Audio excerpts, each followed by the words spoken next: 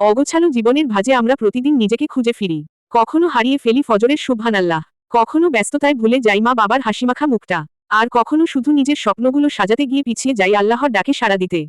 আমরা ভাবি, একদিন ঠিক করে নিব, সময় পেলেই কুরআন শিখব, একটু গুছিয়ে নিয়ে তাওবা করব, একটু থিতু হই তারপর হিজাব শুরু করব। কিন্তু সময় কি সত্যিই আমাদের সেই সুযোগ দিবে? জানি না ঠিক কবে, হয়তো অগোছালো জীবনটাকে গুছিয়ে নিতে নিতেই মালাকুল মাউত এসে দাঁড়াবে আমাদের মাথার পাশে।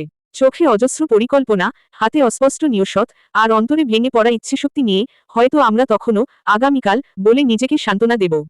কিন্তু আগামীকাল তখন আর আমাদের হবে না। চোখে হাসির সাথে মুখে হাসি ভাঙ্গা হাট। প্রত্যেক প্রাণী মৃত্যুর স্বাদ গ্রহণ করবে।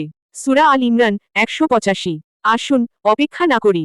জীবন যখন অগোছালো তখনই তো প্রয়োজন গুছিয়ে নেয়ার। তাওবা করে ফিরি, নিয়সত শুদ্ধ করি। আর যে কাজ কাল শুরু করতে চাই সেটা আজকেই শুরু করি। কারণ মালাকুল মউত কিন্তু সময় চায় না, সে আসে নির্ধারিত সময়েই। তোমার প্রস্তুতি আছে কিনা?